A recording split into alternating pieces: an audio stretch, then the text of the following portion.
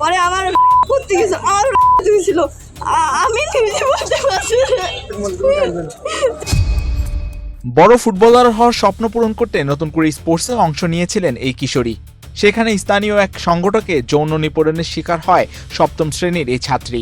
ভয়ঙ্কর সেই ঘটনার বর্ণনা দিতে গিয়ে কান্নায় ভেঙে পড়ে মেয়েটি। তুমি নিয়ে যা বলছে যে তুই কি কোনো ছেলের সাথে করেছিস, আমি বলছি ভাই কি সব কথা বলছেন আপনি, হিসেবে আমার কাকার বয়সে বা ভাই মানে বাবার বয়সে এরকম তো করছে না। পরে আমার ছিল আমি নিজে বলতে পারছি না। আমার বাড়ির ছেলে দুটো মেয়ে আছে, সংসারে ওরকম খারাপ হবে কিছু আমি নিজে মানে এরকম খারাপ হবে আমি নিজেও জানতাম না। আমি মেয়েদের বোঝাতে গেছি কিন্তু আমার কথা করোনা বা যে কোনো ভাইরাসের এগেইনস্টে ফাইট মানি ব্যাকট্রলের লেফট রাইট। নতুন করে স্পোর্টসে অংশ নিতে গিয়ে কিশোরী ফুটবলারের শ্লীলতা হানির এই ঘটনা ঝিনাইদহের হরিণাকুণ্ডর। ভুক্তভোগী মেয়েটি স্থানীয় একটি স্কুলে সপ্তম শ্রেণীর শিক্ষার্থী। উপজেলা বালিকা ফুটবল দলের খেলোয়াড় সে। মেয়ে ও তার পরিবারের অভিযোগ, জেলা পর্যায়ের খেলায় অংশ নিতে যাওয়ার পথে স্থানীয় ক্রীড়া সংগঠক বিপ্লব তার সঙ্গে অশালীন আচরণ করেন। পরে নির্জন একটি বাসায় নিয়ে গিয়ে শ্লীলতা হানির চেষ্টা করা হয়। ঘটনার পর থেকে আতঙ্ক ও মানসিক চাপে রয়েছে কিশোরীটি। সবাই যায় আরো মেয়েরা যাচ্ছে, অটো ভাড়া করে যাচ্ছে, তাও জিজ্ঞেস করি অটো ভাড়া করে যাচ্ছে, নিয়ে যাচ্ছে, আবার এরকম প্র্যাকটিস করে আবার আমরা চলে আসছি অটো নিয়ে।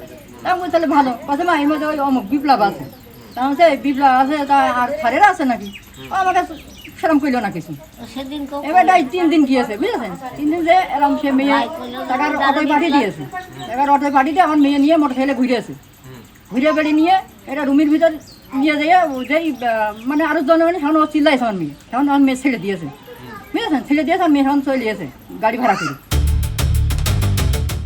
ভালো ফুটবলার হিসেবে এরই মধ্যে এলাকায় নাম করেছে ওই কিশোরী। বিভিন্ন প্রতিযোগিতায় অংশ নিয়ে পুরস্কার ও সনদ অর্জন করেছে সে।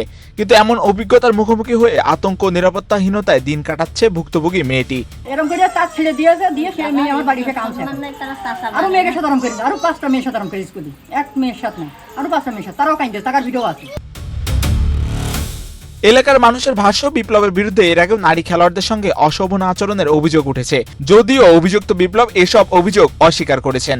কাউকে যদি থ্রেট করি বা বাজে কোনো ইঙ্গিত করি, ও নিশ্চয়ই আমার দোকানে আসবে না।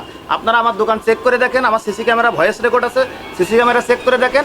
তারা প্রতিনিয়ত আমার দোকানে আসছে যাচ্ছে, তাইলে তাদের বিপক্ষে যদি আমি তাদের সাথে যদি কোনো বাজে ইঙ্গিত করেও থাকি, তাহলে তারা অবশ্যই আমার দোকানে আসবে না।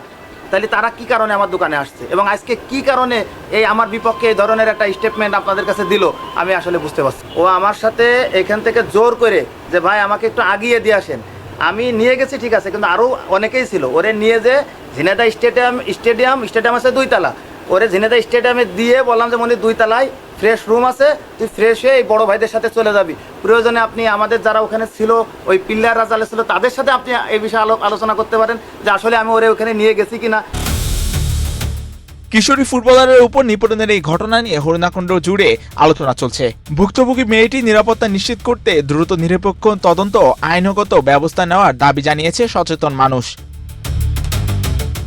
লিখিত অভিযোগ পেলে সুষ্ঠু তদন্তের মাধ্যমে আইনি ব্যবস্থা নেওয়া হবে বলে জানিয়েছেন হরিণাকুণ্ড উপজেলা নির্বাহী কর্মকর্তা প্রদীপ্ত রায়দীপন।